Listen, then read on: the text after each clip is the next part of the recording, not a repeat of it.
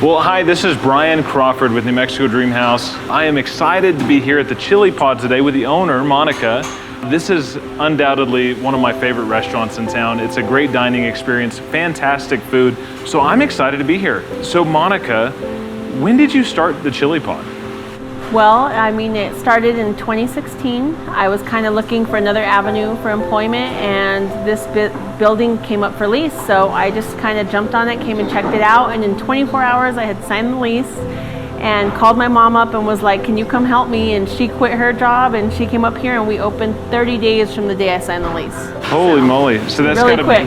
That's got to be like the fastest restaurant launch in history. You know, it was crazy because I didn't have a plan. It just kind of happened, and so I didn't have any money put aside specifically for something like this. So it was like do or die. I had to either get it open and get it rolling. And we were kind of fortunate because we had Daily Times was next door, so they came over, they did an interview, and I had won some chili cook-offs, some local cook-offs, and so they kind of took that and they ran a big old article, front page.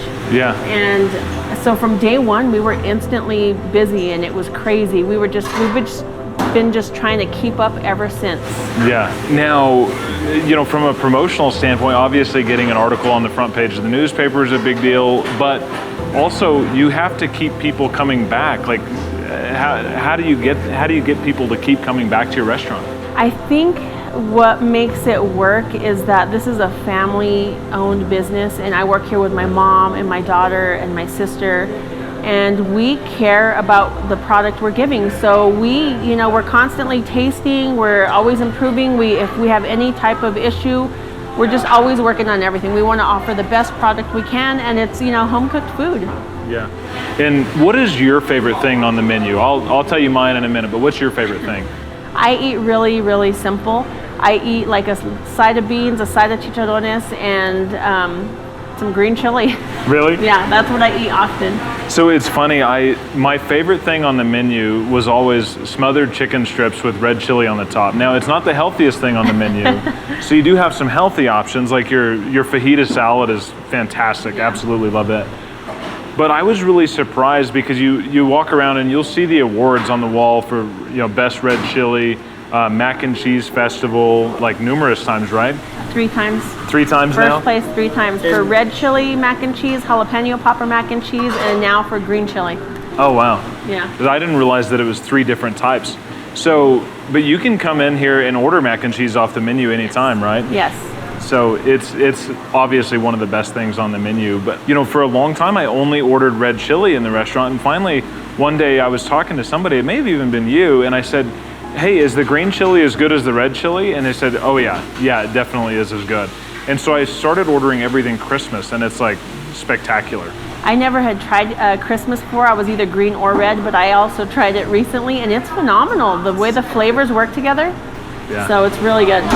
What has been the biggest struggle in business for you?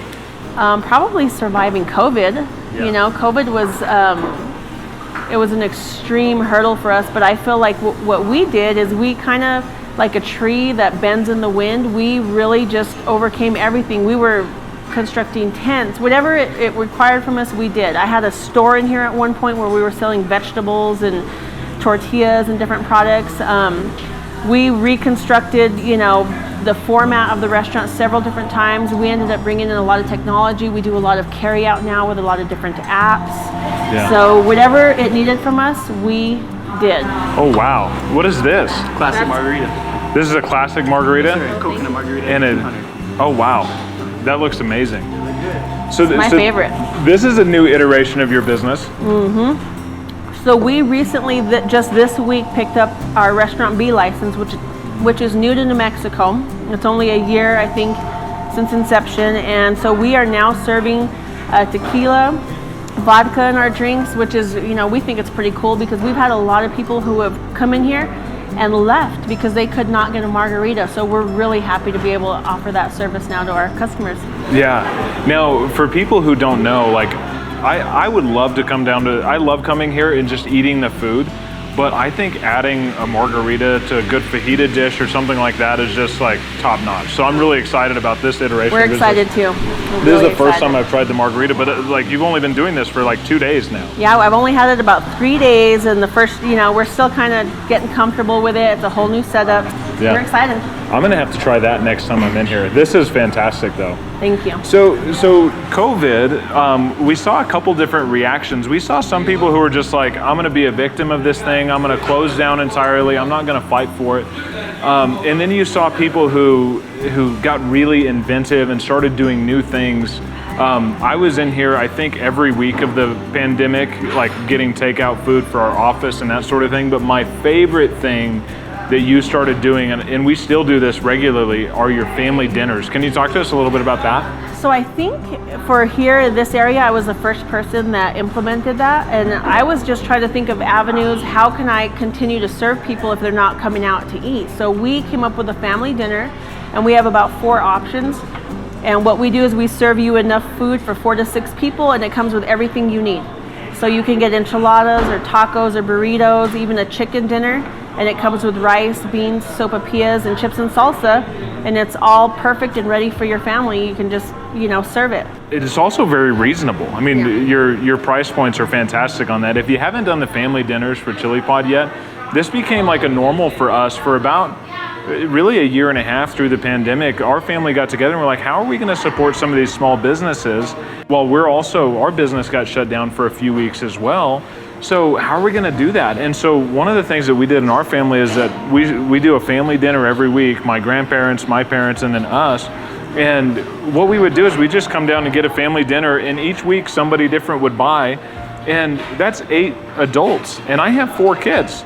And there was plenty of food for all of us, and we usually had leftovers. So I think you're being pretty conservative when you say 4 to 6 people. Because and that was on one family dinner? Thank you, it's impressive. I have to say that I really feel like that kind of helped us pivot to where we were truly, surviving COVID. And it was because we had so many people that utilized that option, because they still didn't want to have to cook if they didn't want to. And so we made it really convenient, and we were offering really good, food. So I think that helped us survive. I really do. Yeah, well, and it keeps well too. It's not like, I live on the other side of town, and so often you order a pizza and you sit down in a restaurant, and it's really, it's really good in the restaurant, and you get it home and it's kind of nominal. But the nice thing about your enchiladas is I can take those home and we just pop them in the oven real quick for a few minutes to keep them warm while we're pulling out plates and that sort of thing. And I mean, they taste just as good the second day for breakfast. I was going to say, my suggestion is the next day with eggs, and you can have, it's like a huevos rancheros almost. So yeah, the carne adobada, if you haven't tried them yet, carne adobada with red is like, it's the best. Everything's good, but that's the best in my opinion. The red chili has been phenomenal. We really, we source really good products, and we really, are just always trying to maintain that really good taste, because it all comes down to, well-seasoned, really good food. So that was another thing that I was really impressed by. And we talked a lot just because I was in here all the time during the pandemic. You had mentioned that at one point, I think it was your chili powder or something that got backlogged. You couldn't get a hold of it, so you had to pivot it in the way you make your red chili sauce. So we use red chili pods. And okay. So when COVID hit, we had a really hard time sourcing product because so many companies were no longer operating, and so we had to search far and wide, and the product we have now is absolutely insane. Who knew that we could make something even better than what we were making? And this red chili pod that we're getting is phenomenal. So come and try it, it's really good. Yeah, and I don't even think you would have known that the red chili sauce changed. But I came in one day and you said, what do you think of the red chili sauce? I'm like, it's spectacular as usual. Yeah. And I think you'd mentioned that you had to source some different things and kind of reinvent it, but you did a fantastic job. Thank you. Almost feel like there's a little bit more, I don't know if smokiness is the right word in the red chili. It's phenomenal. It's so good, but just a little side point, as good as it is, it's still not as good at my mom's at home. I don't know that I mean, no offense to my mom, but she's never made anything quite as good as your red chili. So thank you. I'm a huge fan. So what's next for the Chile Pod? Well, we purchased the building right next door, and we are trying to expand into it. We're gonna be twice as big. so that we can handle more. We're looking into doing more catering and private parties, and just be, generally just, be able to seat more people. So we're really excited about that project. It's taken a little bit of time, but I think it's going to be a really cool space. It's going to have a little bit of modern and industrial vibe, and I think it's going to be fun. It's going to be the happening place to be. Nice.